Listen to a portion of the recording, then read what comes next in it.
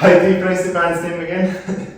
Marx. The Marx. The Marx, yeah. The Marx. Yeah, kind of like Mark, as in the name Mark. But verbs and then... Yeah, I suppose, yeah, the Marx. Is that the band show you got on today, actually, seeing that? Indeed. Yeah, that's like the older version of promoting the band. That's first. It's the first time you see that on the podcast, promoting the band, promoting the own band. Yeah, that's one of the old t-shirts. We've got some newer ones out as well with like the album from 2020. Yeah, the album from 2020. We've got that t-shirt as well. Yeah. I think we recorded it in 2020, but I don't think we managed to get it out until like 2021 because of COVID. Yeah. I think it got put on Spotify in 2020. Did it? Yeah. It's longer ago than you'd think. Couldn't do a gig to release it until like after COVID, so Yeah. that was like 2022. That was like the whole point of the belated album launch. Yeah. Well, that's a good way to start then. So we're ready to start the podcast then. We're just about to go then. Yeah, got to get that sweet plug in. Straight away. You know what to do. That's what we do every time we start, is the crap. So I'm ready to start. All ready, everything rolling. Everything set, chairs set, I'm good. drink set, room set, cameras rolling. We're ready to start.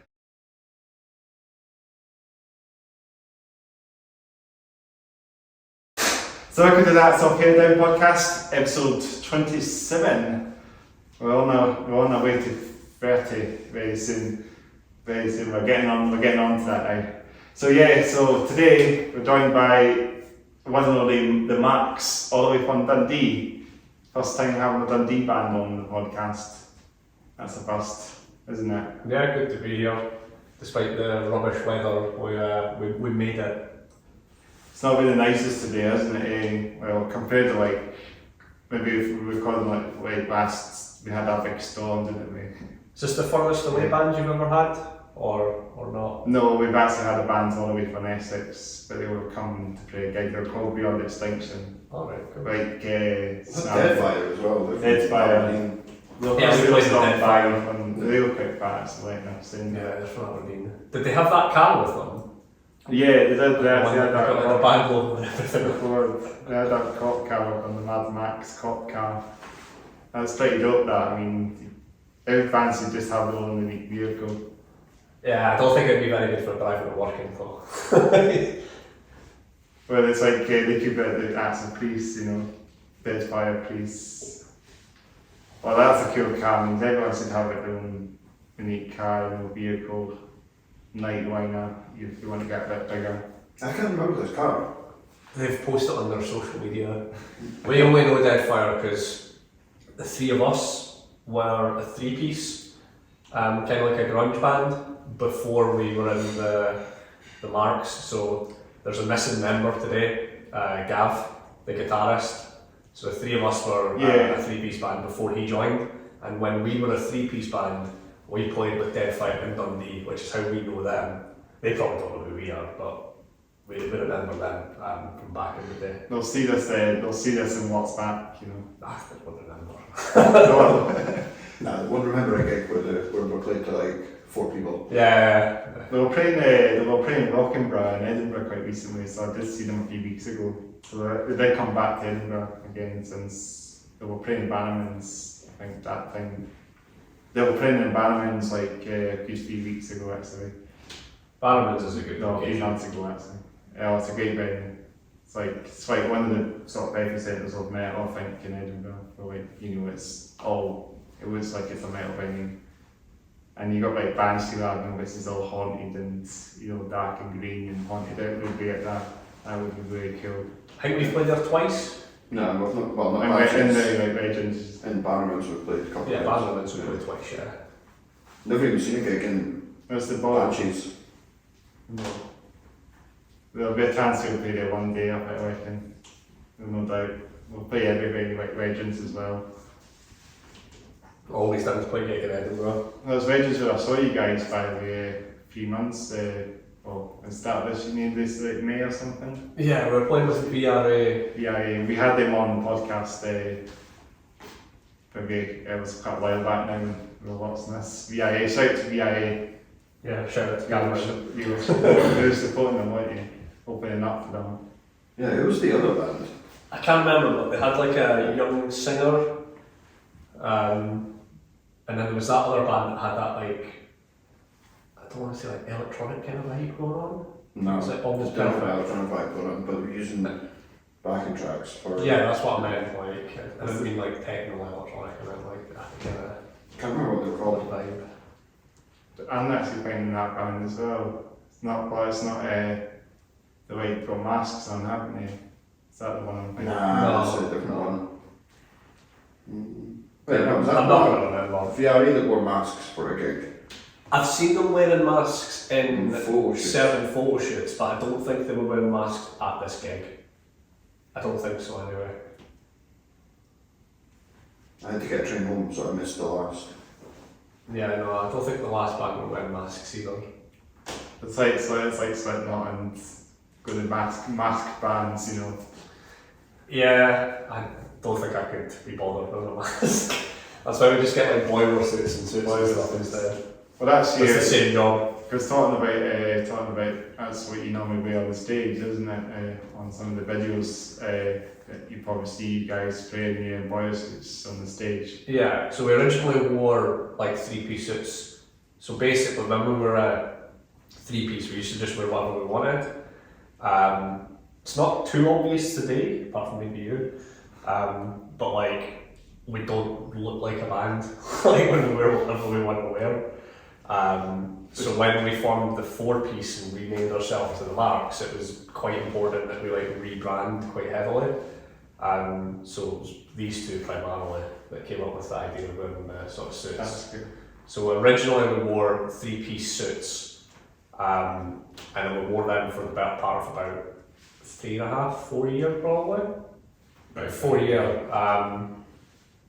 And it was like the juxtaposition of like coming on with like a three-piece suit, looking like you're about to play Bloody Holly or something, and then kind of playing like a sort of punkier sound.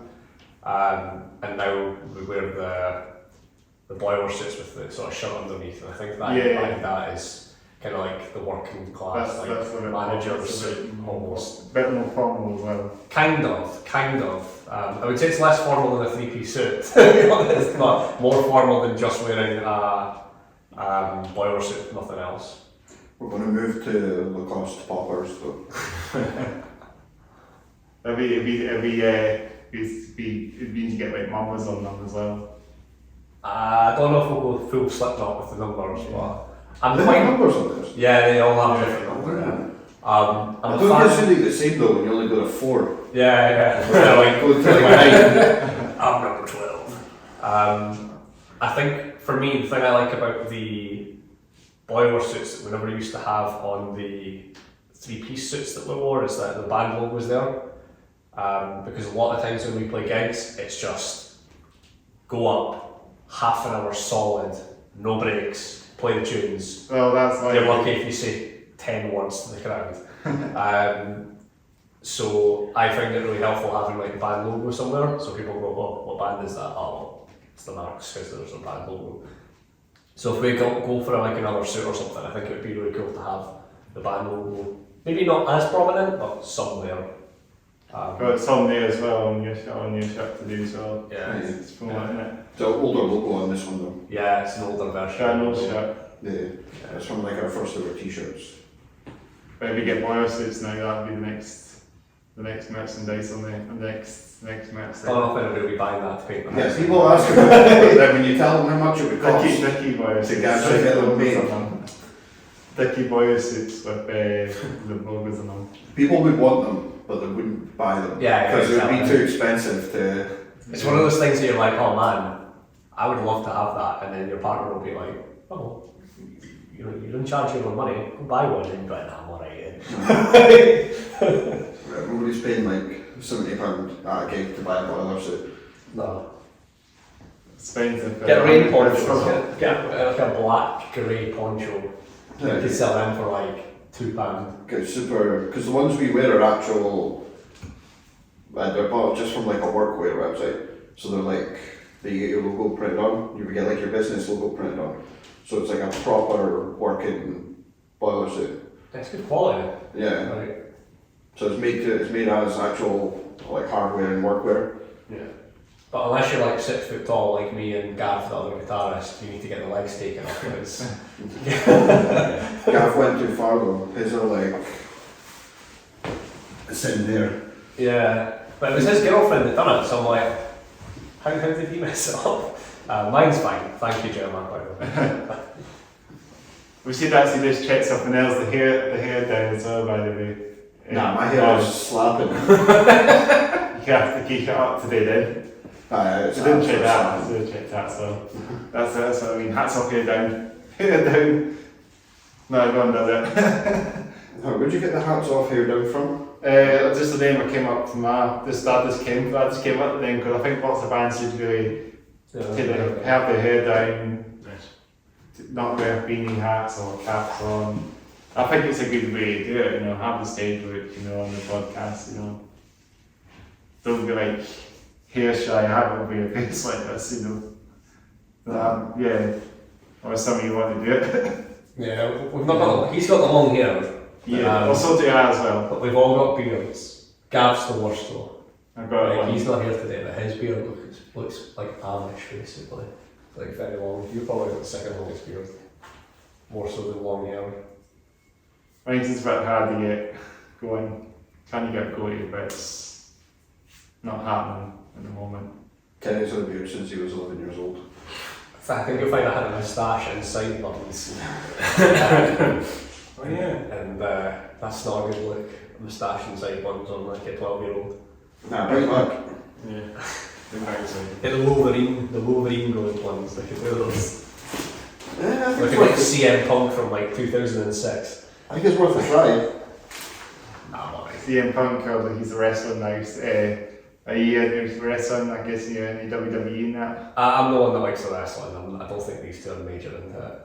He's more into it than I am. I don't watch it. I watch AEW. Yeah, but it's sadly from like 20 years ago, so the Nah, information it's is like, you're like, yeah, Stone Cold, he's my favourite. I don't know that, yeah. Wasn't into it as a kid. A lot of the OGs are gone now. It's not as good as it used to be, the WWE. I think it's just as you remember it being a kid and watching it, and you're like, oh, it was great, and then you watch it now and you're like, that's not as good. But it's just because you're... Well, I watch AEW Perspective mostly, which is like the competitor run by that Tony Khan, the guy that, like, the son of the guy that owns Fulham. I watched that one. But, I mean, best thing about WWE is the music. Slaps. There's some good music in there. Oh yeah, like Disturbed coming out for like Stone Cold. Yeah. It's like a cover for CM Punk, isn't it? Living Colour, I think it was.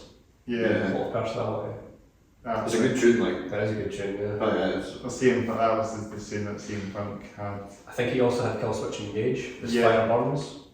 Yeah. Like, It was a bit of metal. There was a bit of metal going on in some of the tunes, but then they had their own composer, Yeah, I think Jim that's- Johnston at the door. Edge's one was good as well, or Overbridge, yeah. Yeah. He's now joined the new company, but still not the same. Yeah.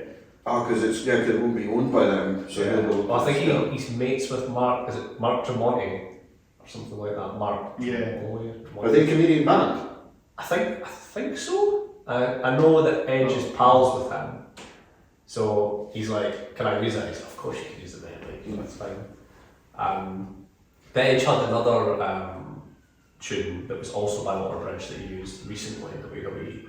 He's When he turned into the bad guy, we're like, we need to give him a better. we should Yeah, record... this on the stage. So he's, But I think that's the thing, like, it's always metal, like in wrestling. It's No, always, we should record a song, but just put like sirens and breaking glass at the start of the song so that someone uses it.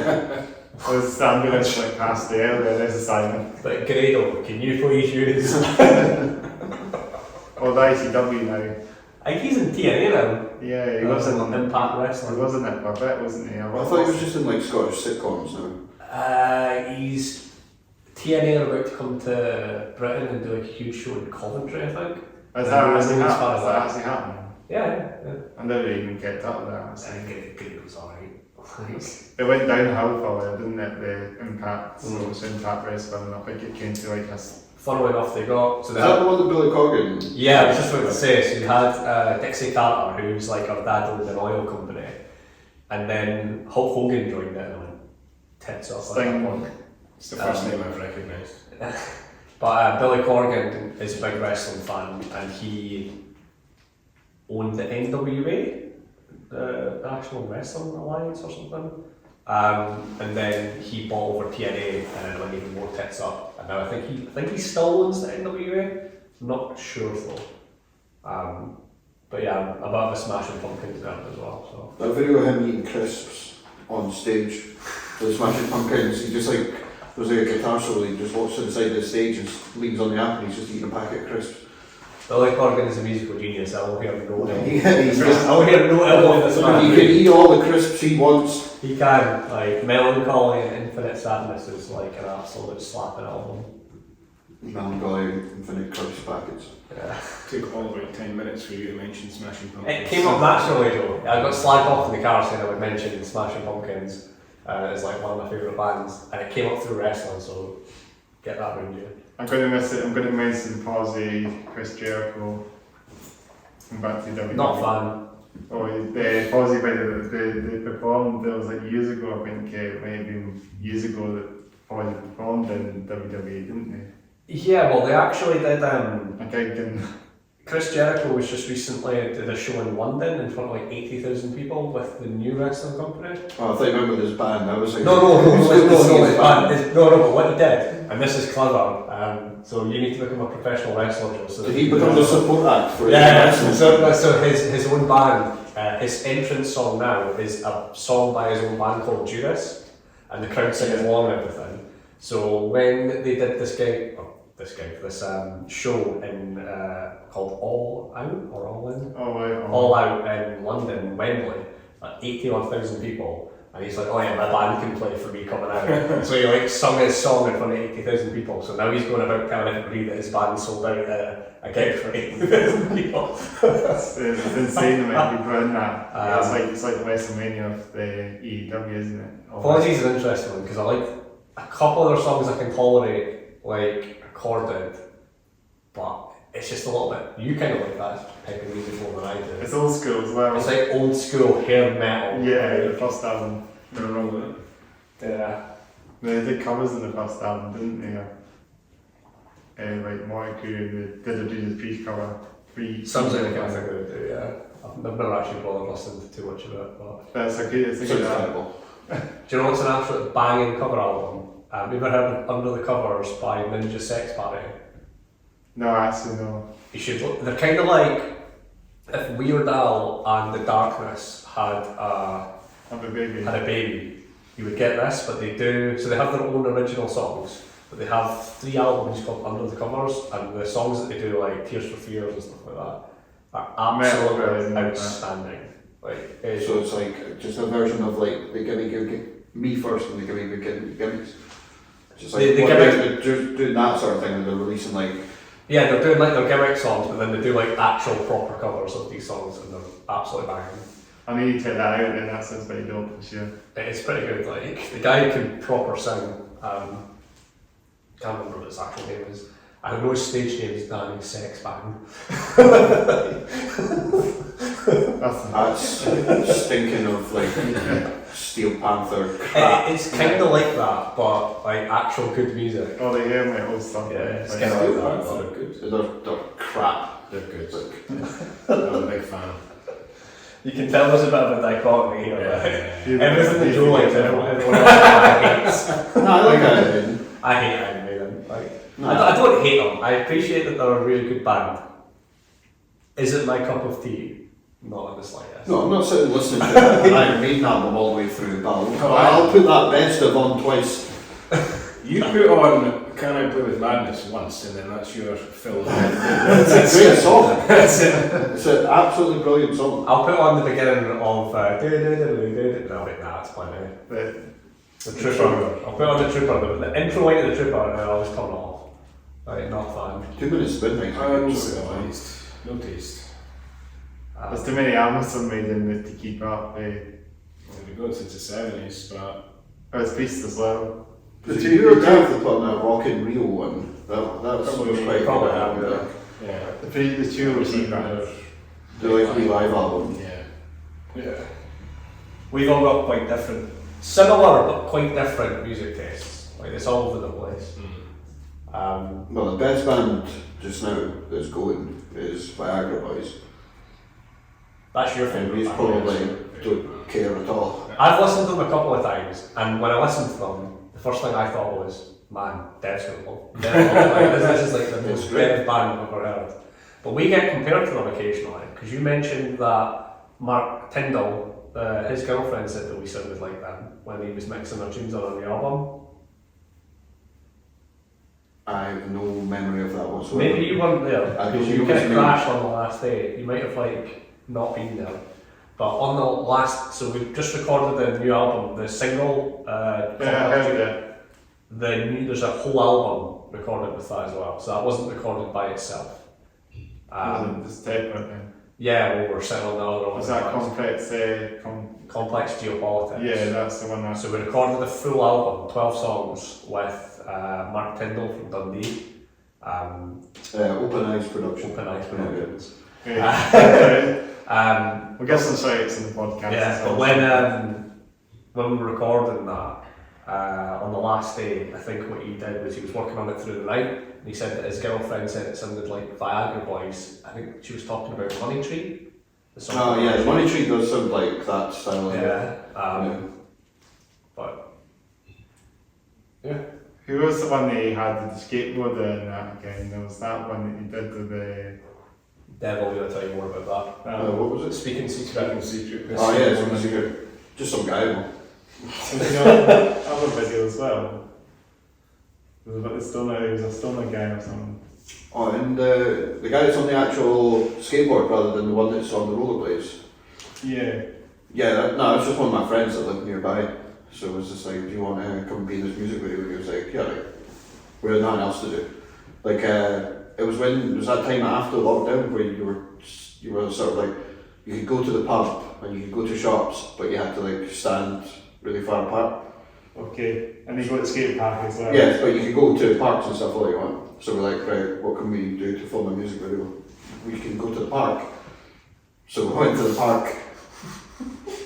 Skate, lovely video. No, it's basically just forced to. And then the other one's just 2 minutes in my flat. And the Celebrate Dead music video is all of us in our kitchens. Yeah, what's that one is? Everyone. Yeah, that was mid-lockdown, yeah. Yeah. No, it wasn't. We didn't break any rules. Well, the camera just got brought to everyone's house basically. It was a great with this and video. It was very cool. I like that video. You can thank Dev's the media man, Yeah, because it he is. does like the videos. That was great. That video was just really good. Top notch. That one. Wait, which one? The Celebrate Dead. yeah. That is the one that's probably got more in it. It's got the in jokes. Yeah, it's actually got us in the video as well. The Nirvana thing as well going on.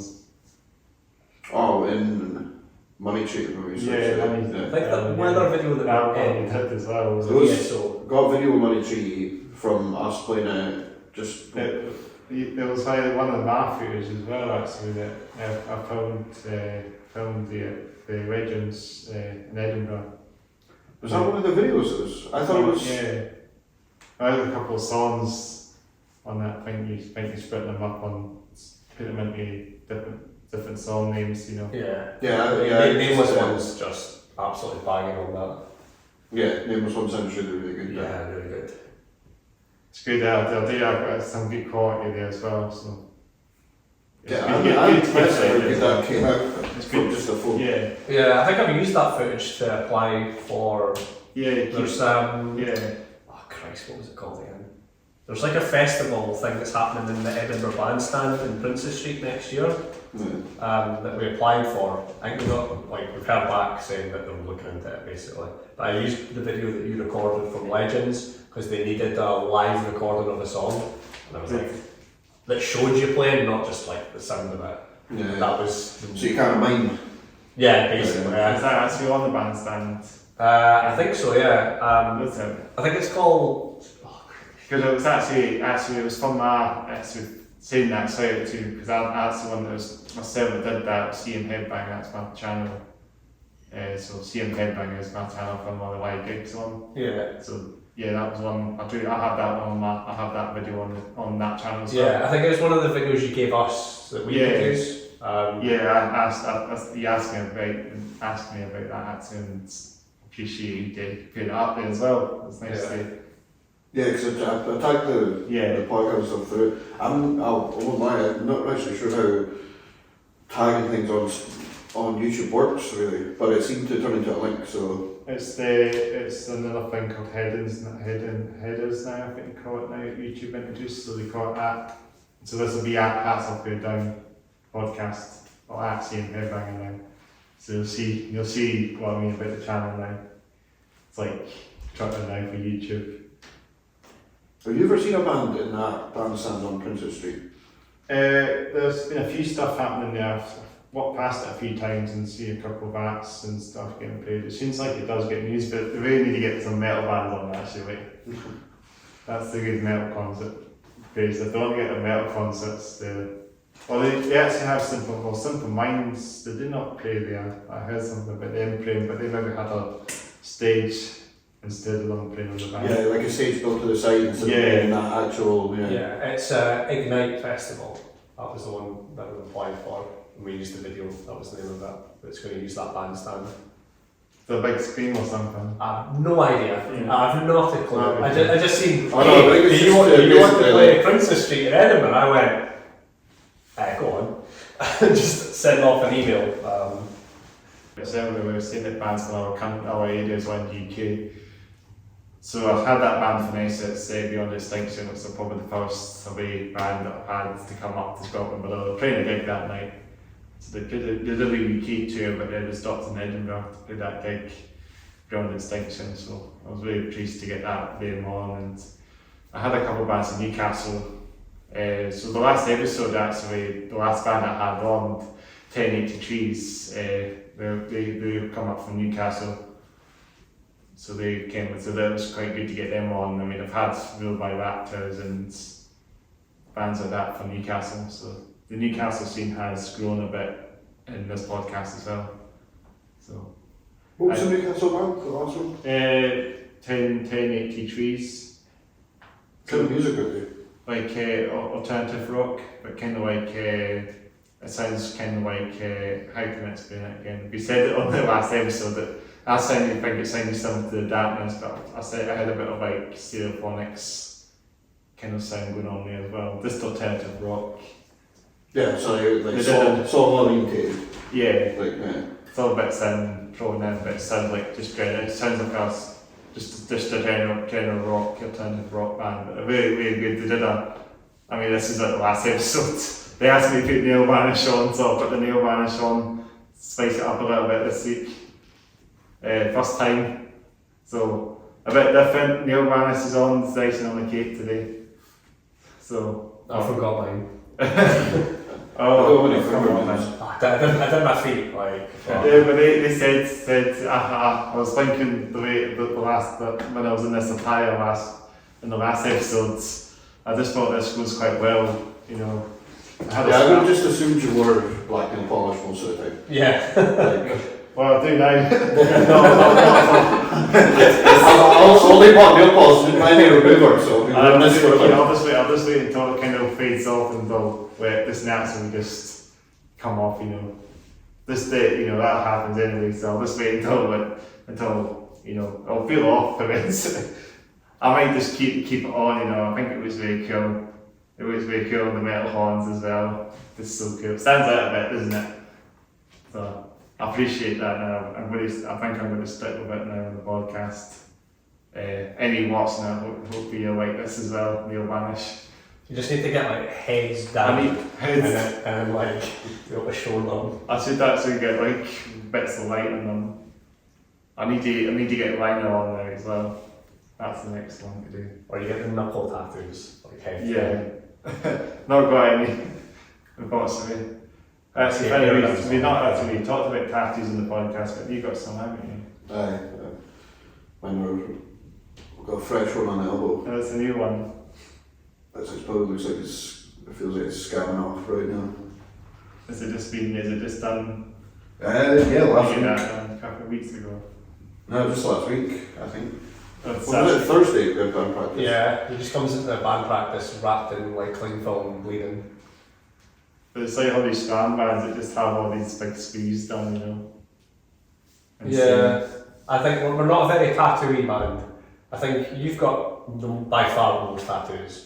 And I think It's just me that's Joe has one, but he doesn't really show it off. Joe's a wonderful tattoo. Joe has your dad's tattoo. If you think I'm getting that out, Joe has like a prison I'm tattoo. sniffing blue.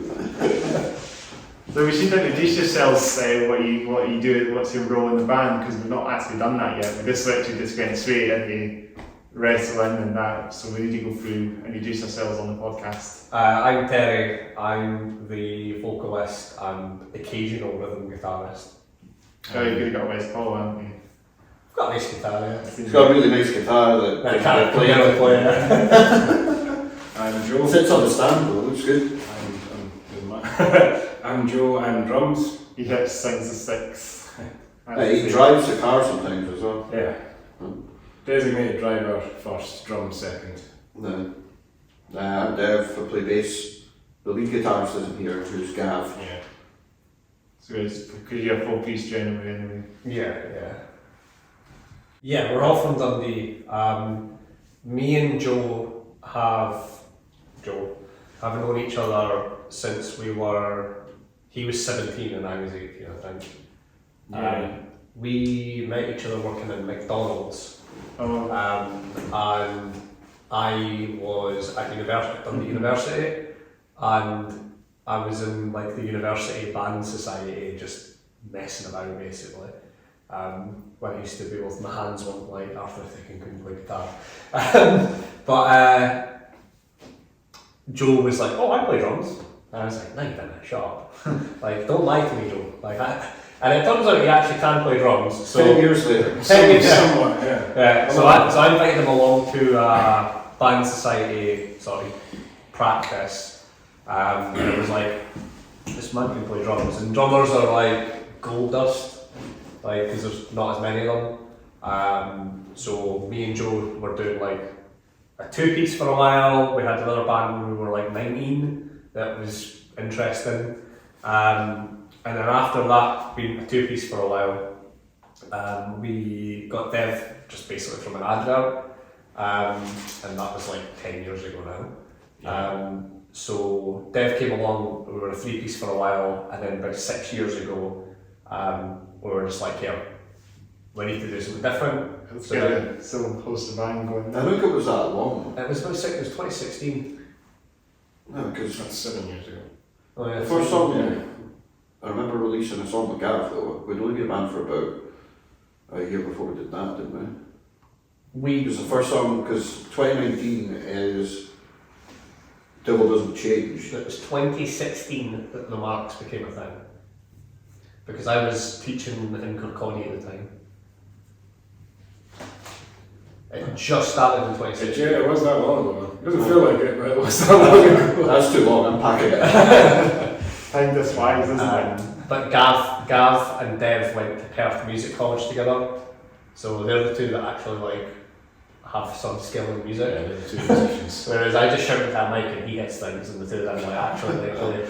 They're like, oh yeah, Occasionally hits them on target. yeah. The two of them are like, oh yeah, we'll play the key of E. Well, give me an E sus7. And I'm just like, okay, I can play power chords. But jokes aside, You can play those power chords really well. I Yeah, can play them well. nobody plays power chords quite like you. Yeah, unless they pick up my guitar, in which case they also play as well as me. Dev and Gav knew each other from years back, so when we were kind of looking for a change in direction, like changing the name, like changing sort of how we even wrote songs completely changed,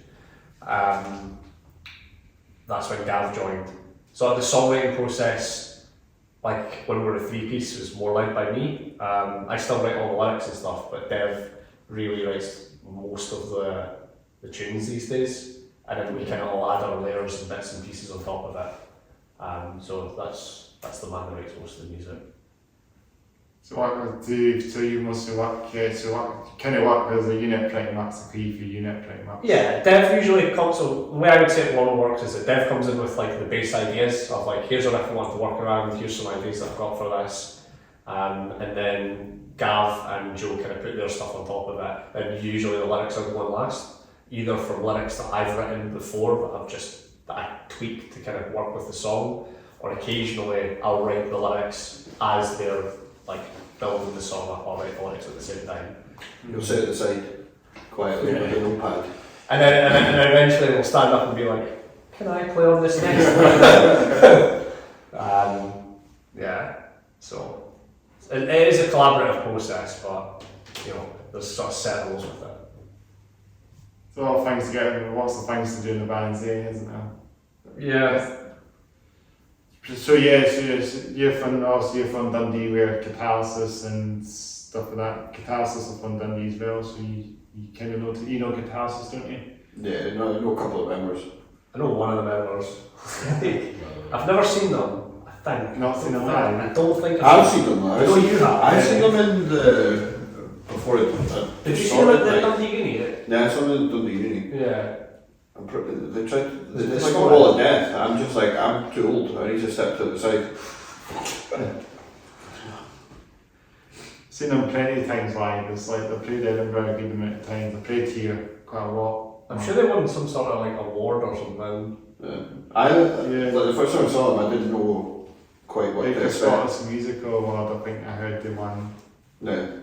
And You know- I think they won Met for the Masses as well. Yeah, the guitarist and Drew plays like really interesting solos That's for a Andy's. metal band. That's Give a Andy's. shout out to Drew as well. Give a shout out to the Catalysis boys as well for listening in. Is Drew Andy Cochrane's son? I don't know. I'm sure it is. Is it actually?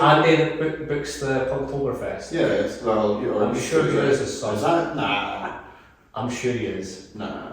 Yeah. Nah. I'm Shouldn't we convinced. just have the same last name? No, I'm pretty sure. I'm like 99% certain that that's his son. So yeah, music family Dundee, I suppose. It's quite a small scene now. It must have a small world when you hear what these bands that you hear. Relatively, yeah. Like we don't tend to play with like metal bands like Catalysis. Like I think if I saw a setup and we were on the same set as Catalysis, I'd be like, I'll play it, but I'd be surprised. Yeah. But we occasionally, because we're in that sort of middle ground of not being like completely pop, but also being a little bit heavier, we do occasionally get played, like put on sets with. If we know beforehand, we could set the set to fit like the bill. That we Yeah, play. we can, yeah. We have heavier songs and poppier songs. Like, so the most recent song that just came out, Complex Geopolitics, is probably the poppiest song we've done in a while. Some of the other ones that will come out are quite a bit heavier. Like this newest album that we've just recorded is definitely heavier than the last one. Yeah.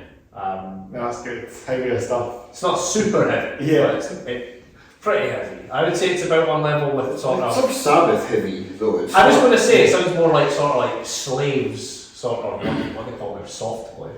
Nah, That kind of heavy. I don't think I'd say it's heavier than that. Think so? More, yeah, there's more like I don't know, like structure to it. than- Well, I played a couple of clips to my dad. My dad's like a massive Black Sabbath fan, and I think The OG band. I The OG metal band. love Black Sabbath is probably like my favourite band like of all time. If you put a gun to my head and was like, "What's your favourite band?" Well, that's your favourite band. Like Scarf. What's it? Not Smashing Pumpkins. Nah, Black Sabbath. Interesting. Well, Smashing Pumpkins, close second. The close second, yeah, it's close second. But the song we've got about Jacob Rees-Mogg, that my dad commented on the bass riff in that, thinking it was he liked the heavy bass because it sounded like Yeah. Black Sabbath. Yeah, it's a very ragey song though. Yeah, we get compared to Rage Against the Machine quite a lot actually. I feel like it's primarily me, but maybe that's just me being like because the vocal style. Yeah, but it's Is that yeah. rock and roll a little bit in the songs as well? Kinda, but a lot of the vocal styles is quite shouty and angry at the government. Shouty, angry, Zach De La Rocha sort of style. Like, so a lot of the time we get compared to, especially when they do more Yeah, rap it's not a stuff. lot of like sing-along melodies. There is occasionally. It's not often. It's more of a sort of sing-along rhythm than it is a sing-along melody though. So it's not like... So yeah, but yeah, I've got some heavier stuff coming up. But to kind of look back to the point you mentioned, we can kind of mix and match our set list to play with heavier stuff and lighter stuff as and if it's needed. It's just not ideal when we show up having no idea who we're playing with, and then we're Yeah. like, everyone's a metal band. We've got a set that's not quite there. Like the opening band or something, eh? And then the heavy bands come in later. I don't think that's how it seems to work here. Usually. Yeah. Nah, sometimes it's like total... I went to a gig the other night in Dundee and there was like an acoustic act on after a quite sort of fast punk band. I think we've had that. Yeah, I think we've been that band. We've been that band, yeah. There's been us first and then an acoustic act after, and you're like, Yeah. that seems backwards. So any big any other bands that are not so heavy from Dundee then? Well, like who we would play with. Just general wise, if there's any bands that you kind of know are from Dundee, and or of course you say play with as well. Well, my flatmate is in a band called, it's named after himself, so Connor Liam Byrne and the Bad Kissers, which are, they're kind of glam rock band. Is it Yeah. is it quite old school? Is that say some old school stuff going on? Yeah, it's, like, he had a gig the other day, he had like I got T-Rex style bongo player. Don't know if you were watching any of the old videos of T-Rex before, they're just like a 3-piece, but then the fourth I mean, member you just check them out then. playing some I bongos. might come here one day that weekend. Yeah, like Connor, I don't know if he'd come through because he doesn't drive, but I'm sure someone in the band would drive through. Yeah, that's what it is. Connor's really good. It's like maybe like public bands that are travelling by public transport. Maybe it must be like quite an awkward finding great gigs and that. If they're coming by bus and that, would that be kind of a difficult thing? Would you say if that's the case, bands using public transport to get to concerts or gigs? I don't really think it's viable, like, to be quite honest. It's Like, definitely not viable to get home after. like with the amount of stuff you're carrying, it's like you probably could do it like from Dundee to Edinburgh if you were on early enough here, Right. like to be able to go. But it's, you know, if you can get a lift, it's kind of needed. To be honest. Yeah, it's more like driving than busing. Really. It's more that's what seems to be the thing about touring, either night line or something. One of those big sleeper buses that can sleep everyone on and. Yeah, I think if I was doing like a UK, like if I was doing gigs in the UK, I'd be tempted just to get like a cheap van and just do it that way, or rent a van or something. But if I'm just going to like That's Aberdeen what or most Edinburgh, bands seem to do these days. Is Yeah. take a van, transit van or sprinter. yeah, That's usually the easiest thing to do, and they can have like a wee bit where you can have seats for the members, and then behind is obviously for your kit, the gear, and that's how it seems to be. So I think I've seen most bands that are like that, like there's got a window and then the bit at the back's obviously just for your kit and that gear. There's a sign. Rattle around the back illegally. There's a siren going off. So you say that again, like wrestling again, we were talking about it earlier. somebody's about to blast in the door and just boot the door down and walk out. Well, that'd be Goldberg or something, he'd be doing that. Goldberg, he'd be the man for it. We've played with loads of Dundee bands lately though. We played with Colonel Fist. What do they call when they've got? No, that's a different band with the same members. Fractal. No, I'm sure we played with Colonel Fist lately as well. Not a while. Yeah, a couple of months ago. No, maybe about 3-4 months ago. So Fractal. Yeah, Fractal, really good band. Yeah. Really good Dundee band. We played with that Edinburgh band. Yeah. Translation were a good band as well. I saw them, they were missing a member when we played with them. Yeah. And made a whole lot of difference to see them with their full lineup. Fair enough. Mixed Methods? Yeah, there's like a Dundee University Band Society, and there's quite a lot of like Yeah. young bands that have been formed from there. Yeah. The one that They're quite good. the one that he Yes. kind of came along to 10 years ago. Yes. Who else did we play with? Yeah, well, I've forgotten every single band. Played with Overbites, Dog Ears. Overbites and Dog Ears are bands that, so these are more punk bands. Yeah. Both Like, Overbites classic and punk. classic Old punk. school one. You have like hardcore punk bands as well, like Yeah. like we Yeah. enjoy. All depends. You got Which Truth. are like bluegrass, hardcore. Then you got Gary Little's band Truth Ruiner. Never Yeah. played with them. They're a bit heavy for us, but Yeah, I've still not seen them yet. I've seen videos and I've listened to Well, their the EP. metallic hardcore as well is quite cool. Yeah, well you got there's You know Kakihara, do you know them? Yeah. That's the one I was trying to think of We earlier. had them on. Yeah, I actually we really had them like on the that. podcast. Like I think it must have been quite a while back now, but yeah, I had Kakihara on. Two of the members. It was good to get them on because I mean Kakihara is so insane on stage. They just got off stage and go all crazy for it, you know. Yeah. Yeah. There's quite a new, I say new, like hardcore scene in Dundee, like the Jute City hardcore, which is a fairly new thing, and they started doing like Yeah, they'll do like hardcore punk and metalcore bands as well. Yeah. It kind of spawned from Conroy's Basement, I think, a little bit, sort of. Yeah, yeah, it's a lot of net that's there. defunct.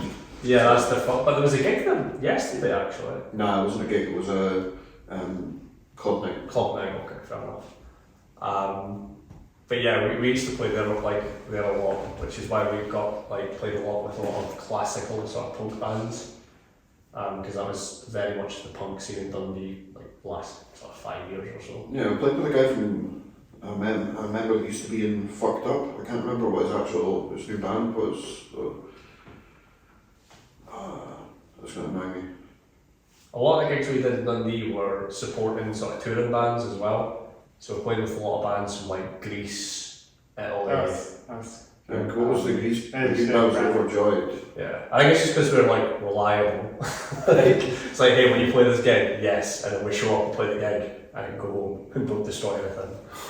play with a thrash metal band or something, or some heavy band. Played with all of it, man. That's near the point, right? I've just got like a collection of t-shirts from just loads of like the Italian band that we played with. The Cut. cut, yeah. Yeah.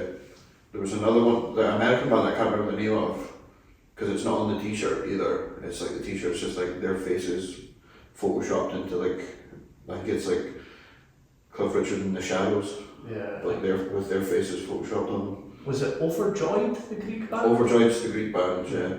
What was the name of that? I would say one of the favourite touring bands that I remember recently was the one who was like, and Mr. Bon Jovi, turn round to me. Oh yeah, From Leeds. And the band from Leeds. yeah. I remember they were Nosebleed. They're hilarious. Yeah, amazing band. They were so Amazing funny. band. That tribute John Bon No, they just had like a narrative Yeah, throughout yeah. the gig Yeah. about like how they became a band when Bon Jovi turned round to them in the middle of the concert and looked them dead in the eye and said, "Son, one day you'll be in the best rock and roll band," and it was the best thing ever. Yeah, if you ever get a chance to go see a band from Leeds called Nosebleed. The other band from Leeds that we played with that were really good was X-Ray Catrio. Oh yeah, X-Ray Cat Trio. Sewer Cats were really good as well. Yeah. I'm not heard of half these bands actually. Yeah, I can't remember half of these. Yeah. Oh, hardcore bands. No. No. X-Ray Cat Trio was like a A doo-wop. rockabilly. Rockabilly. They've got like a big double bass and then the rockabilly guitar and stuff. It's really good. Sewer Cats are like a two-piece punk band, just like drums and guitar. What was the Glasgow band with the shoe that we played with? Slim City. Slim That's City. an amazing band as well. Yeah. Actually. They've just released an album. I can't remember what it's called. Like, I think it might be self-titled actually, but that album's worth checking out. There's not a bad track on it. Like, We're Yeah. quite lucky. We've played with a lot of really good bands. Like because we've been probably one of the more reliable Dundee bands over the last sort of 6 years. Like we show up, we play a gig, we play for half an hour, we don't go over time. We play well generally. Generally, you have your odd day that a lot of Breaking a lot of strings recently though. we have been breaking a lot of strings recently. That's On the maybe guitars and that. yeah, mostly Gav, but a little bit me. Funnily enough, Gav breaks all the bottom strings. The only string I ever break is the top E string because it's the only string I hit. It's all the time when you just tune them. But yeah, we've been fortunate because like sort of local promoters in Dundee know that we're quite reliable. We've played with a lot of these touring bands and a lot of them have been really good. That's good, really good. You learn a lot. Like I think one of the biggest things that we've probably learned from playing with a lot of these bands over time, and I would compare it directly from when we played the Green Room in Perth years ago. So like what we're like now on stage, I feel like we learned a lot about like playing on stage with these bands because I think the music's always kind of been there, but the live performance is I think a lot better now because we've learned from playing with a lot of these bands than what it used to be like back when we first sort of started. Yeah, we just learned that we've got no chat, so we just don't speak and just keep playing. Oh, it's about hiding the weaknesses. We should go for a wee t-shirt question now, actually talking about, bands again. T-shirt question, we normally talk about this in every podcast. So we just go through each other's question, what t-shirts or band shirts we normally wear on. I've got an Adidas t-shirt underneath this just because it's cold. And then I've got my jumper on, which I've had for donkey's years because I like the colour green. Green jumper. I like my green. Goes with my shoes. You got DMs as well. I got what? You got Oh, DMs. yeah. Got these for my birthday. Usually. Green colour as well. I think three of us wear Doc Martens when we're wearing the boiler suits. I don't wear Doc Martens. Do you know? You're the one that told me to wear Doc Martens. No, mine's are Doc Martens. Oh, we wear boots. Oh, I mean, Are they not Doc Martens? No, mine's are Solitaire. They look like dots, something else. I've got disguised that. Joe's usually wearing trainers. Mine are made without sweat shop factory. They actually are like replica dots. They're not actually legit ones. They're not actually. But unfortunately, I don't have an interest in t-shirt. I don't know. Have you got a Blue York t-shirt on? No, I've got just a plain blue t-shirt on and my jacket because it is cold. It's quite chilly, isn't it? We're getting into the winter very soon, because we're recording this for nearly in November, so. I think this is from George. Mine's just from Fred Marx. I do own some band t-shirts, but it's not that many. Like I think I've got an Aussie one because I was going to go see Ozzy before he cancelled the not being tour, no more tours, and I was like, yeah, I don't have to take it so literally, mate. I was meant to go with him, so I've got some Aussie t-shirts, and I've got some other. I think I've bought a couple of t-shirts at our gigs from other bands, but it's not been many. Nah, I buy one like every time. I don't own a lot. I think I've got a couple of Iron Maiden t-shirts and that's about it. I've got tons of them in my wardrobe. Sad to say how many I've got. I know you've got a Slim City t-shirt. No, I've got like 3 Slim City t-shirts. We've played with them twice, and I've got t-shirts then, and then I think I just went to see them once and got one. They keep just having good t-shirts. Sure it is. All Depends actually. I've got like 3 All Depends t-shirts. Yeah, actually. Yeah, there's because like the 3 of them do art, so they keep. There's like the one that's like their logo with like a seagull wearing like a metal battle vest. They did that music video with the seagull head. Yeah.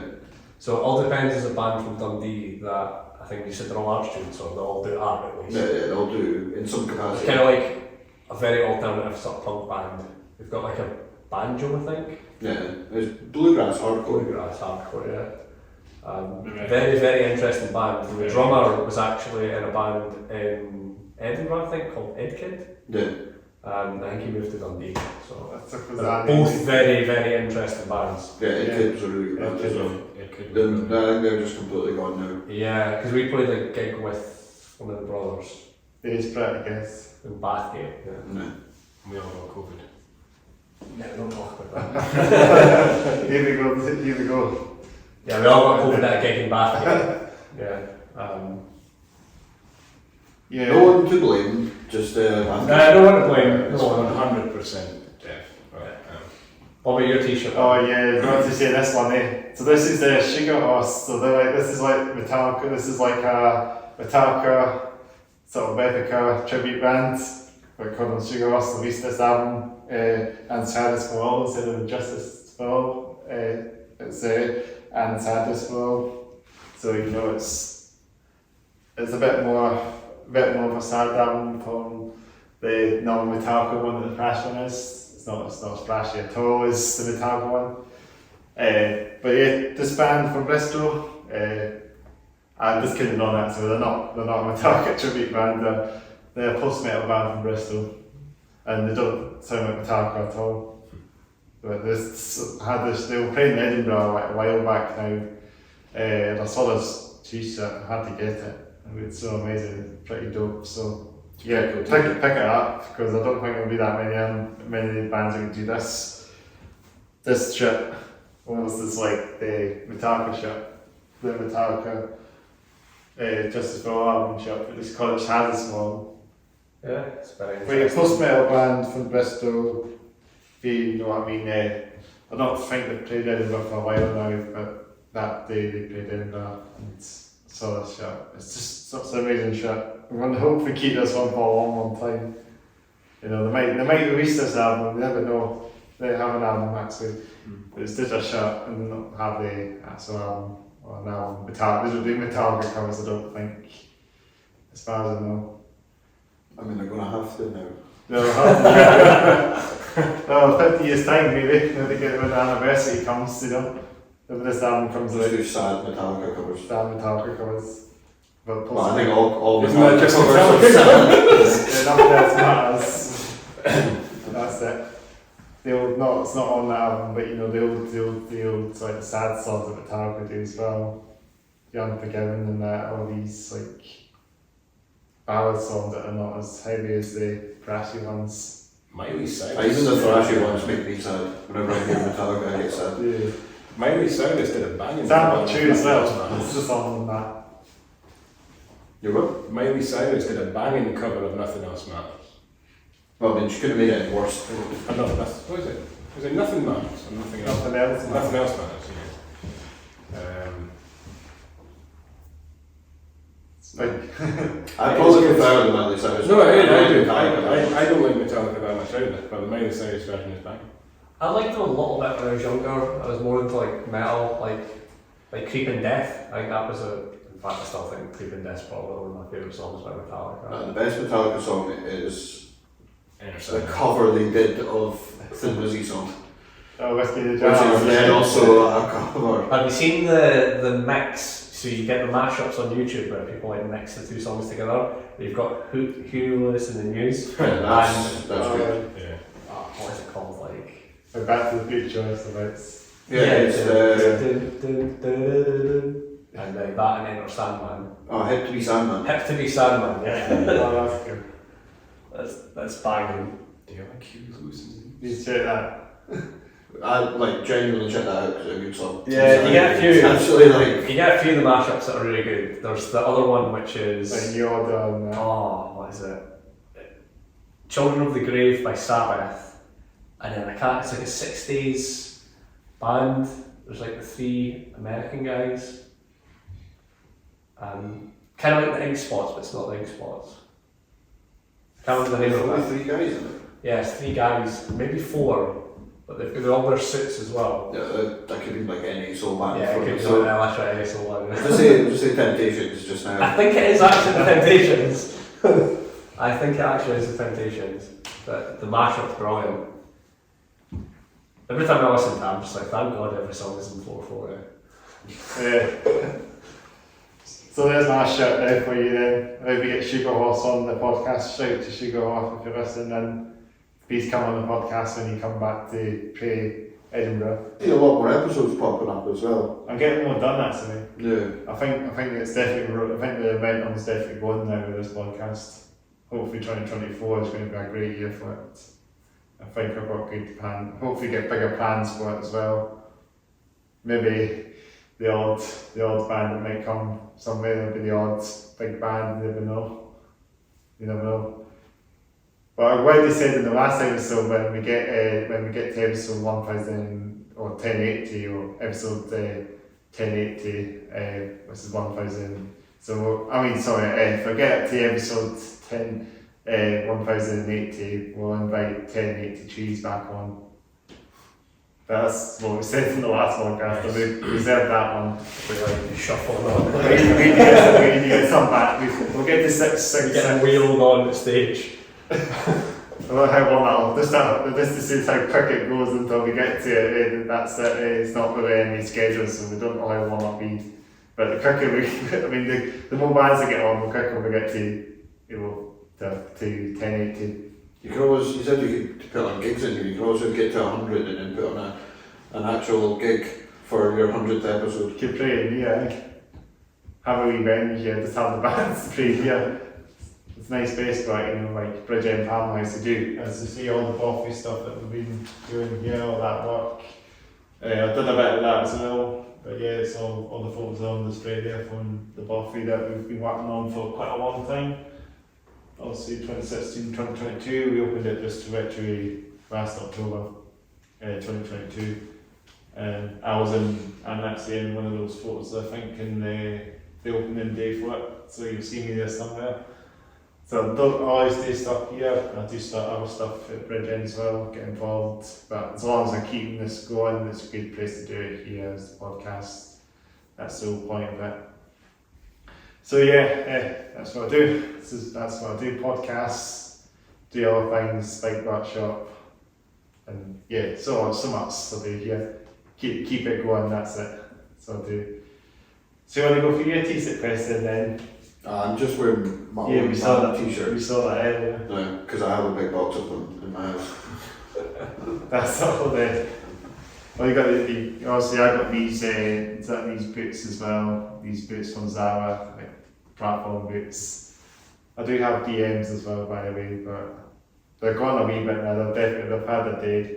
Yeah. Just about, so that's really just. They actually had a hole in them, so they were wetting some water in them possibly. So You got your money's worth in. I asked them for about 6-7 years. So I do a lot of walking, so I've definitely gone through. I've definitely gone through them a bit now, through the heel and that as well. So I think I've had a day now.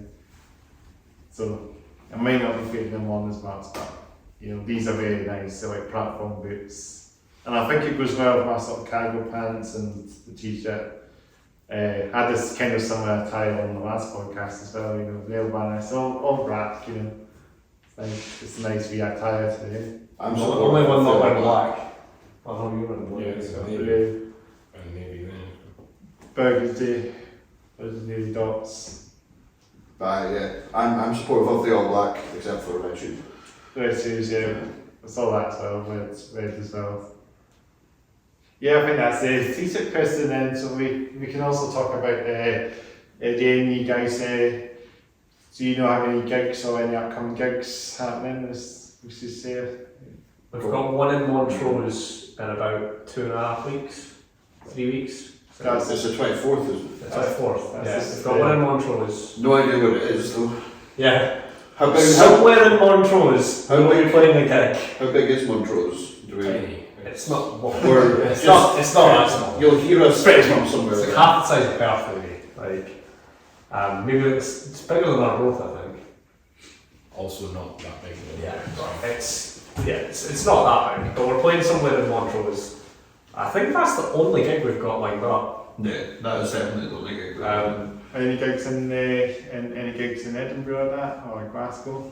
No, nothing. Nothing else on the books. Nothing. We've played Glasgow and Edinburgh a couple of times, but nothing lined up at the moment. No. We just played a couple of gigs in Dundee and Beat Generator, and then we've got this one in Montrose coming up. That's likely to be the last one for the year. No. Yeah, and we've got the new album. I think the new album's been something we're focusing on for next year, and been promoting the new single quite a bit as well, just trying to get it played wherever we can get it played. Good idea. But we're always keen to do gigs outside of Dundee. It's always like great to kind of play other places. So any opportunity to play anywhere, literally anywhere. Have you played with Catalysis or something there? We'll see. If they'll have a song, Yeah, they'll come on media. I'm not yet got a shout to Catalysisofficial. I'm not going to see this, so I'll definitely see this episode. We'll talk about this earlier, won't we? The bass player from Catalysisofficial, won't we? Yeah, I used to play with a band that we kicked with quite a lot. Yeah, I used to play with Who Didn't He Said No, which was a band that we kicked with a lot, yeah. What were they kind of like then? I didn't really catch that. Were they like metal or? Kind of like classic rock with metal thrown in would be how I would describe it. Yeah. They were a really good band. They had a singer called Katie who was like really strong sort of vocals. Yeah, like full on rock vocals. Yeah, and then to me it kind of had like a feel of like AC/DC but heavier. That was kind of how I saw it.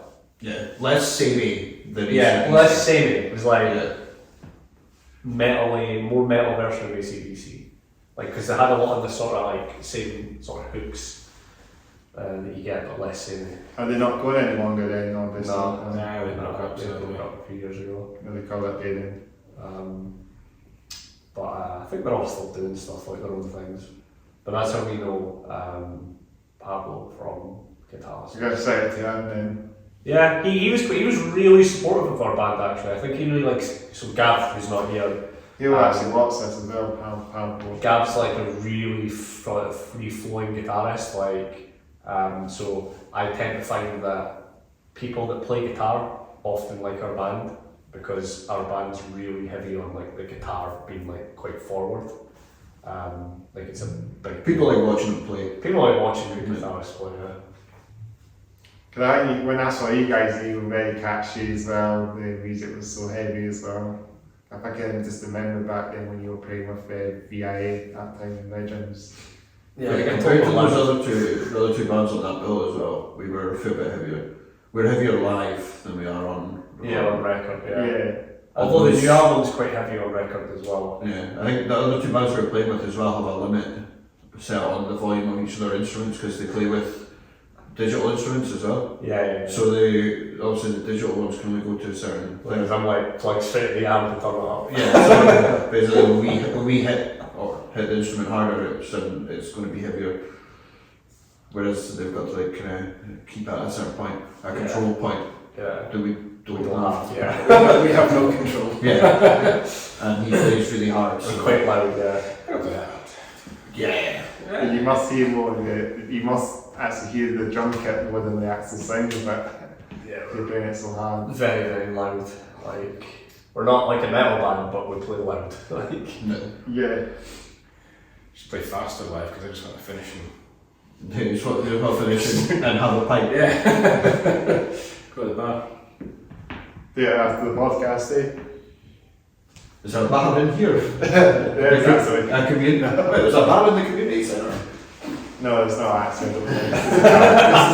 Everybody starts showing up, passing for a pint. Get yourself drinks and get hot drinks and that. Usually hot chocolates and hot drinks, coffees, as they say. They have a great cafe here as well. Yeah, got a coffee earlier. Yeah, support that as much as well because it's more getting more customers here, the more the space buys, as well. Keep it as a community hub as well, so most of us are volunteers here as well. So it's not just like volunteers like me as well, we do stuff here as well, so it's more for the volunteers and keeping it going, It's the way it It's goes. a very farm commune sort of vibe. It's a farmhouse, so it was like a British farmhouse, it was also a fucking farm probably back in The Marx communism. like the last colony. That would be a cool name. See, I write the name on it or something, eh? Like a farm, but like a band named after a farm or something, they have a I farm. was just saying, we're called the Marx and it's like a commune. Well, yeah, the communal, like actual farmhouse. We could grow, just like grow our own vegetables. I think we should. You can grow them, I'll taste them. You just make our own wine.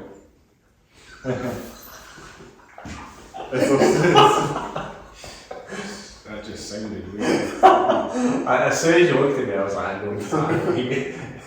These things are all versions. I said it all. So you know bands like VolcanoX and that as well? Yeah, we're naughty. Yeah, I've been naughty for years. I don't know them. I've met them though.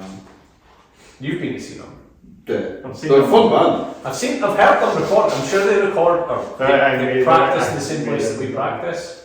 So I've heard them through in practice rooms. Yeah. They're like Iron Maiden as well, like a sort of Maiden sort of Yeah, heavy. they're like very like classic rock. They're like it's almost like it sounds like a pastiche to classic rock now because it's just so overdone. But it's like they've obviously like really like that classic rock sound and put on a good show. Definitely go see them live. Like No, they played Edinburgh a few times, I think, this year as well. Like I saw them at, we did see them again. They played at Babel, I think, last time I saw them it might have been, was it Metal for the Masses? It was Metal for the Masses actually, it wasn't at the final. They won Metal for the Masses. VolcanoX, they got through to the final Metal for the Masses, so they were playing in Edinburgh at Babel. So they're definitely they're up there. I mean, if they got to the Metal for the Masses final, then that's great. That's so good for them, Like, you know, loads of bands that really compete and do that, and it's good. It's a good thing to do, Metal for the Masses. What's your opinion on that, Metal for the Masses? Any opinions? What do you think of that? I've never even heard I'm of like I'm supportive of anything that's going to give like different bands a spotlight. I didn't personally follow this Metal for the Masses. Is this maybe within Catalysis 1? Last year it was. Was it? Okay. I think Next Stop won this year. Next Stop for Edinburgh won this year's. It's not something I've followed too much. Like I like sort of occasional metal music, but it's not sort of the main genre that I think we can. Yeah, even as a band, we're very much on the fringe of we're on like the fringe of people's metal. of most genres, so we're just, I think we don't really have. We tend to be more involved in sort of punk scene than like, but not like a classic punk scene, like fringe punk scene more than anything. But occasionally we'll play with like metal bands and stuff, but it's not the forefront of our sort of music. It's an interesting one. It's a good way to play Bloodstock if you win it as well. You know, Bloodstock Festival. That's what you do. So it's I guess that's a good way to do it as well. You know, if you want to go on and play down Bloodstock Festival. Yeah. Well, we're trying to put in an application for Rebellion, which is in Blackpool, I think. No. So we just emailed them about playing there because I think that's kind of like a punk scene. Because we tend to find that a lot of people that like sort of your old school punk bands, like Dead Kennedys, Jack and Flash, that sort of stuff, they tend to kind of like a lot of the stuff that we're doing in terms of like riffs and that. Right, so the OG punk bands. Kind of, yeah. Like Exploited is that as well. From Exploited and that as well. Not a pop punk band. Not a pop punk band, but a punk band. Old school punk from Edinburgh. Yeah. You know them as well, don't you? Yeah, probably even closer for stuff like Skids. Yeah. But there is like a hint of metal and a hint of pop in there too, so it's fairly eclectic, which is good and bad because it makes it kind of hard to find your scene, like to kind of promote yourself to people that are likely to want to listen to you. Yeah. But it's good because it's like it's a little bit more broad. It's not sort of pigeonholing yourself into kind of one genre. So we tend to find that like it's good to have like different genres of bands playing here as well. Isn't it? Like you see like because every Download Festival I think has different genres of bands, doesn't it? Like saying going to like a big festival for example for big bands, you know, Download Festival has a variety of rock, punk, metal bands. Yeah, you know, they usually have a pretty decent lineup for that.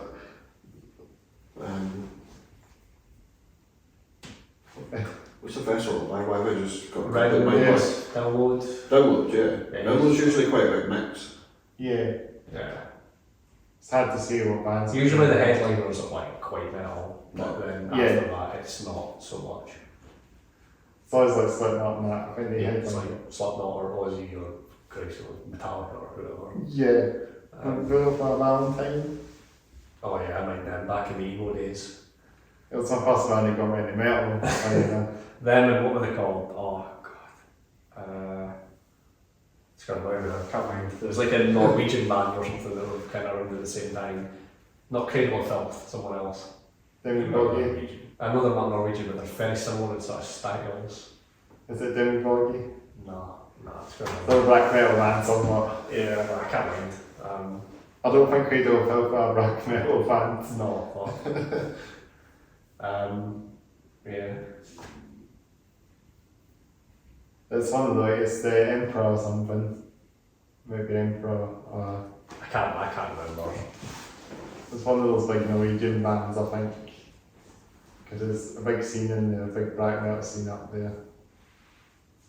I'm trying to think what one I'm thinking of as well. There's so many bands, it's not a motto of that. Because that big band is... It's not going to come to me. It's not going to come to me.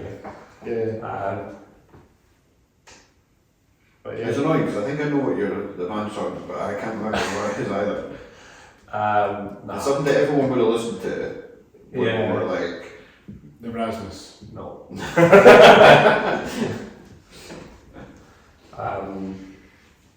But yeah, like I think we all have some like metal in our taste, like a little bit, but it's not like the overarching. Like it just kind of runs through rather than being like the main thing for what we are. Maiden's probably the heaviest I listen to.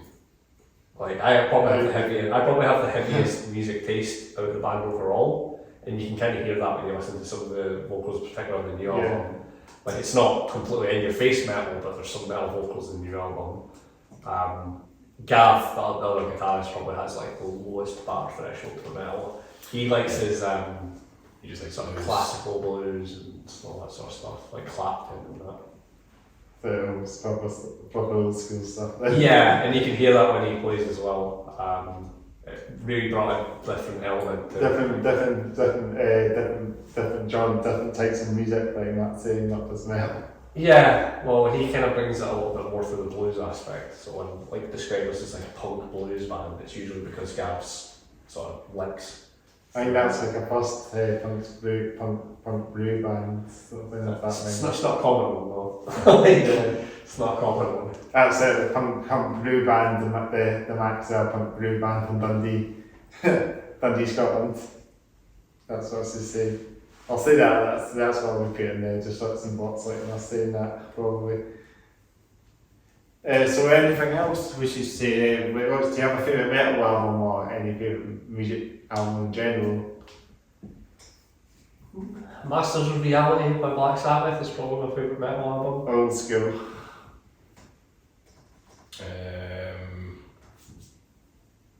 Oh Christ. It's hard to answer, Yeah. I don't have too many that I would play them myself. I can't remember whatever album Power Slave is on. I don't think the album's called Power Slave. But Iron Maiden. I can't remember the name of the album. no. I just want to know what that's favourite metal I album. know favourite metal. I couldn't think you have one. No. I'll take Ian Jury and the Blockheads live, Warts and Audience, though, as my favourite album. Either that or Exile on Cold Harbour Lane by Alabama 3. But not favourite metal album. No metal albums. No, like I said, it's like Yeah. It's any just general albums, really. Favourite album? So many of them. there's loads of good albums. Like I mentioned, the Smashing Pumpkins, Melancholy, Infinite Sadness. You know what's another album that doesn't have a bad tune? Franz Ferdinand's album. Yeah, that's a good album. Doesn't have a single bad tune on it. I re-listened to that the other day because Just the first album by Franz Ferdinand, self-titled Franz Ferdinand. Yeah, It does not have a bad song on it. Do you know the band? You know the band The V, don't you? Don't know them personally. Don't know. Yeah, but you know them. Like, I know of them, Yeah, and you know I used to hang out in Dragara like years ago. their first album was So I know people that know them, but I don't know them Because personally. they're from that day. They're from there, aren't they? Definitely, yeah.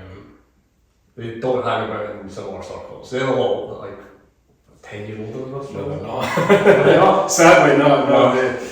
I think they're No, that's about. It's about 10 years. It's like 5-6 years old. No, because they went to my, well, 3 of them went to my school. I'm pretty sure they were only like 3 or 4 years above me. No. Fair enough. So Pretty close for you actually in age probably. Dundee's small enough that each of us probably knows someone that knows a member of that band, but I'm not aware of any of us knowing any of them personally. I don't know. I know that one of them was doing like lessons or something, like in one of the places that we've practiced before. Was it the bass player maybe? No, I don't think so. Or the drummer, I think it was the drummer. Don't know. I wouldn't want to speculate what they're doing. The only thing that I know is that Kyle was doing a play recently at the Rec. Him, I think his partner wrote a play. Really? Yeah. It was, I can't remember what it's called, but I think he got some decent reviews. It was like a musical, like a sort of small scale musical. I did not. I don't know that either. If there wasn't him playing, it wasn't him like, was it him playing or was it just him playing with that person play, as in just him dressed up? Was he in it or did he just write it? I don't know. I'm not sure if he was actually. I think he just, him and his partner wrote the songs and wrote the script. I don't know if they were actually acting in it. Yeah, I have no idea. Right. I like they're good. Like I Yeah, like some of them, yeah. like their tunes. Yeah, Superstar Tradesman is still Is it Grace? That's pretty good as well. It's a good tune. That's a, I forget the name of the album though. that was not the first album. No, it's It's the not second the second album. album, but I forget the name of that. Same Jeans is obviously like banger. Yeah. But yeah, I was like, you would have been a bit older because Dev's a couple Yeah, years I older. remember going to see them in the dog. Did you actually go see him in the doghouse? Yeah, 'cause- I was only like 15, 16. Yeah, they used to play with the Law and like Levana Anna, and it would be like a really Yeah. good. There was a really sort of big indie scene in Dundee at that time, like Yeah. really sort of big Dundee scene at that time. It's not really as extensive these days. No, there's not really like not the same way it was. No, it's No. just like indie bands. Well, even when we first started as a three-piece, that indie scene hadn't quite faded. Yeah, there So it was like every band we played with was like an indie band, Yeah. but it's It's not not quite quite. seen up there, the indie bands. They used to be Yeah, there used to be a lot of indie bands. 10 to 6 years ago. I think the View's success probably. Spawned a lot. Yeah, Yeah. Yeah. that was. It's like every other band is like, Yeah. Want to be like the View, yeah, pretty much. Yeah, It's not quite the same anymore. Like Dev mentioned earlier, you've got like the Dundee Uni sort of scene, which is sort of. Even then, they're not indie bands. They're not indie bands, but it's sort of like shoegaze, pop, rock. They're all different, kind of like. There's like ones that are like just sort of all Yeah. rock bands. And, Then you had sort of the punk scene with Conroy's, which is kind of dissipated a little bit. And then you've always had sort of old school punk bands that like Beat Generator and all that guys. and cover bands would be Yeah, general. cover band with Beat Generator. because the beats James like the venue, like the sort of music venue in Dundee. Like, There's a few. Yeah, Church, I think is. Yeah, I think Church probably gets the. Church is probably the bigger venue, but Beat Generator has a lot more gigs that I see. Beat Generator has a lot of like Yeah, but they put on a lot cover of bands just like like metal and stuff. passing cover bands and Yeah. tribute acts. And, Yeah, like AC/DC UK, things like that. Yeah, stuff that's like just for your dad. Like, That's the other fans or the other, the old Then you get a gig in Beat Generator. Love you, John. There's like some gigs recently been getting put on like Queen's Hotel and stuff because there's a lot of yeah, people are people are looking renting for more. spaces. Yeah, like a lot of people are feeling out different spaces that they can rent and then just put their own PAs in and stuff just now. So rather than having a backline that sits there the whole time, Yeah. something that works for a load in, load out, and it can go back to just being a place for people to have their work Christmas. Night out. Yeah. But yeah, so Dundee seems a bit interesting right now. It's I would say it's in a little bit of a transition period. But Yeah. Should start doing gigs in Braes downstairs again. That's a nice room. oh yeah, do you remember the gig? Brick wall at the back, dead nice. So, do you know what one of my favourite gigs in Dundee was? It was before we were the Marx.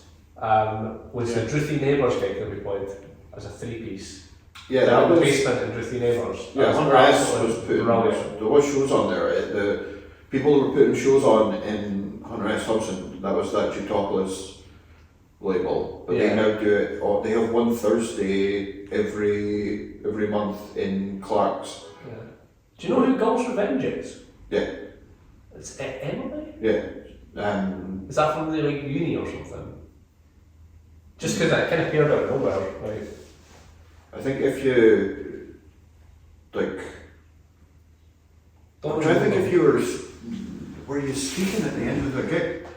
No, because Emily just came and spoke to me and gave us money from the door. Yeah. I think you had all disappeared by then. We're just talking about like some sort of new-ish Yeah, so there's motors in yeah. Dundee because a lot of things just chopping. There's Like a lot of change happening right now in Dundee with the music scene. So there's like camp stuff that comes and goes pretty much. Yeah, no, there was a few like sort of established sort of promoters that were putting on more gigs more often, but things have kind of changed a little bit. So there's a lot more sort of different promoters and different gigs and different spaces happening lately. Yeah, so it's interesting. Like I said, we're really interested in playing like outside Dundee because we've played probably 50. Like gigs in Dundee, maybe not quite that many, but not Definitely played more gigs than that in Dundee. and even more than that, yeah. But I'm just happy to take a gig to try. I mean, I'll play anywhere. Like I like playing in Dundee. It's just I really like playing like elsewhere when it's something new and different as well. It's like Edinburgh and Glasgow and stuff like that as well, probably different as well. Yeah, it's just more kind of difficult. People aren't having like that direct connection to someone. That's to like basically put on a gig. But there's I can't remember what it's called. It's the Hug and Pint. I wouldn't mind playing there Where's this? in Glasgow. Where we've played before, or No, I don't. because I played the Box in Bullock in Glasgow. Yeah, Box is still one of my favourite gigs. Was that the one where people really sit down?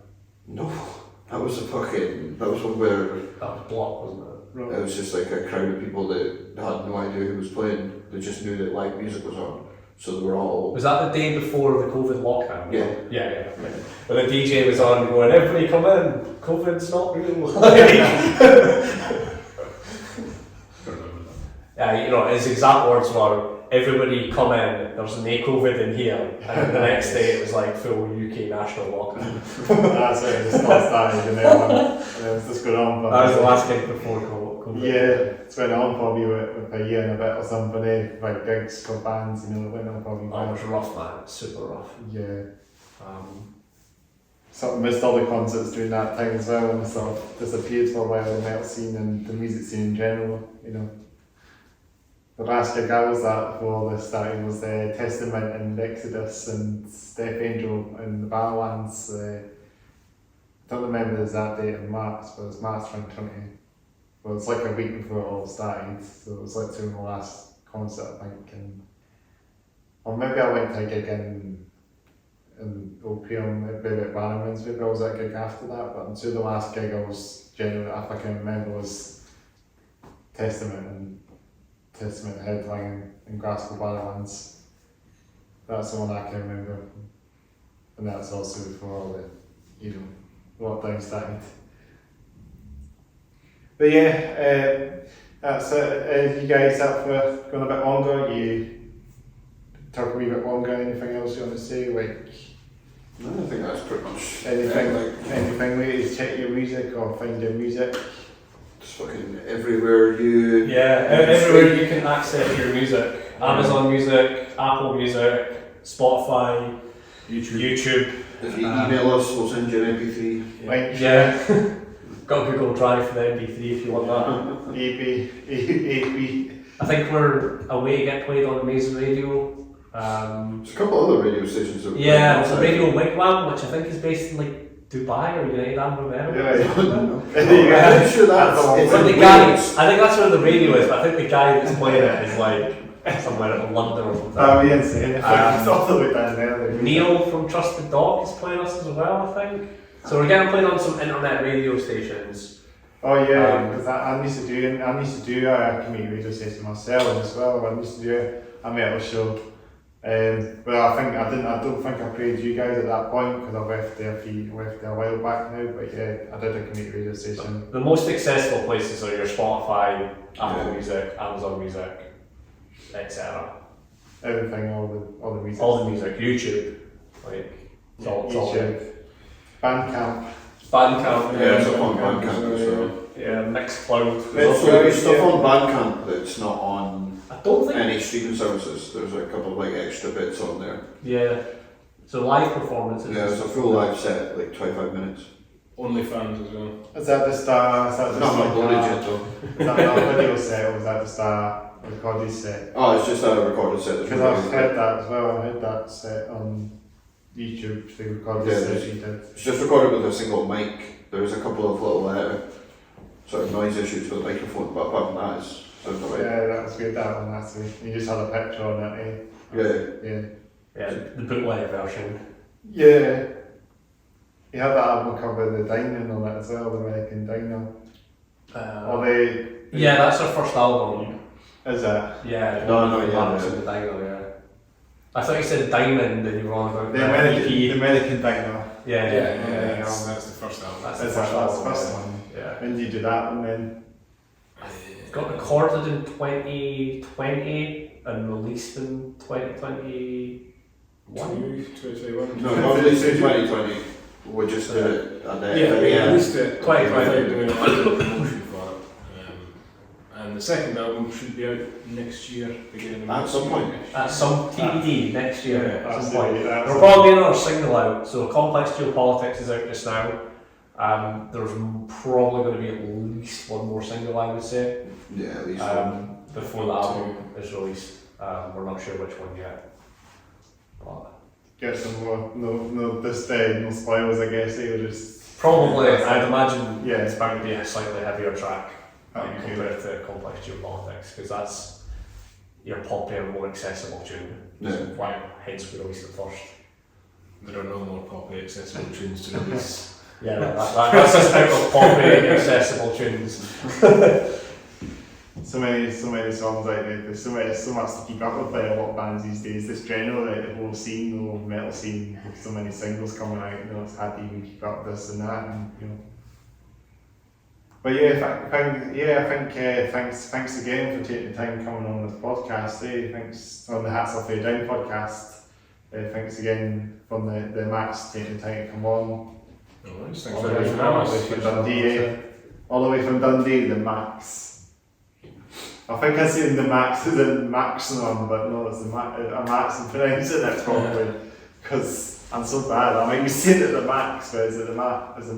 As long as it's in the title. Yeah, I said in the last podcast, I said 10,000 trees instead of 1080 trees to that. So I realised I said that, and obviously the title says it all. Like, it's all about the title. Like. So if I was going to do it, this is all low key. This podcast. The amount of bands that I've got wrong, where I'm like playing with them. Yeah, you So said there on stage. Pronounced the name wrong on stage. So there was. I did that on my radio station, I think, as well. What do you It's sore. It's when you do it. Don't do it that often. No, yeah, that's why it's so sore. Because So it's just like. there was Dinosaur Death Pose, which I called Dinosaur Death Posse. Yeah. To be fair, that's That was a banging name, right? that. Yeah. And then there was the what do they call it? The 1028s or something like that. 1-to-1s. 1-to-1s. No, they're called the 121s. Oh, is it one? And you said 1. I called them the 1-to-1s, but the name is the 121s. No. 121. Yeah, because it's 1-21, but then I read it as 121. So that's the two I can remember off the top of my head. No. Hang your head in shame. You're bound to make a mistake eventually. Yeah. I've made plenty of mistakes on this podcast, so you're not the only one. I've said plenty of band names wrong. I can remember even having this band the episode before from Kuopabai or something. I can't even pronounce their name properly. They were great having them on. I mean, there's so many complex band names out there you just can't get pronunciation. Yeah. Because you have to use Google Translate, and I don't know if that makes sense, so the translate fits the motivation. Yeah. I mean, they might be pronouncing it as American, but it might be pronounced a different sort of saying. And UK, you know. Yeah, it was really important for us to have an easy name because we used to have an old name when it was just the three of us, and it was like not an actual word or anything. So if somebody was to say, "What's your band name?" and you were like in a pub, you'd be like, "Oh, blah, blah, blah," and they'd be like, "What?" So it was quite important to have like a simpler band name. I'll need to remember, maybe it's just in case if I forget to pronounce the name properly, I'll actually mention maybe to every band just to see how to pronounce the name of the bands or something, just to be sure if I'm saying it right on the podcast, you know. Yeah, But it's just pretty straightforward. that's what I should do every time I have a band on, you know, with a complex name, you know. Because I probably would have a band with some in sort of strange name, but yeah, hey ho, so many bands out there. Yeah. But yeah, thanks again for taking the time to come on the Hats Off Fair Down podcast. Yeah, it's the first band from Dundee we've had on so far. I mean, we've had plenty of bands from over the country now, but first band from Dundee to come on the Hats Off Fair Down podcast. So thanks again for taking the time, guys. Thanks very much for having us. I appreciate it. I think we said everything that we said. We should we'll give some fist bumps. This is what we do. Fist bump. Fist bump. Fist bump. We did some handshakes on the last podcast as well. That's what we did. So we could always do like our own. We should have like our own signatures on the podcast. You know, like every band should do that. So like every band could do something differently. You know, but you know what I mean. But yeah, thanks again for listening or watching the Hats Off Fair Down podcast. Make sure to like, comment and subscribe to the channel. Hats Off Fair Down podcast channel. We are on our way to 250 subscribers, or past 150 subscribers so far. I think we're actually at 155 subscribers at the moment, so we're more or less heading towards 200 subscribers. So get the videos shared out, turn on the bell notifications as well, of course. Also in the description box will be a link to my secondary YouTube channel for the gig videos or you know, gaming stuff that I do on there as well. CM Headbanger, if you want to check out some of that as well, it's there in the description box. And yeah, working out the nail varnish as well. You know, black nail varnish might be the way to go. I appreciate it. I appreciate having it on. I think I'll do it on the podcast as well. Black nail varnish, hats off, hair down, nail varnish on. that's the saying now. Well, yeah, thanks again for taking the time, guys. Let's get some more piss bumps again. Yeah. Of course, I'll take a wee photo of you guys. Of course.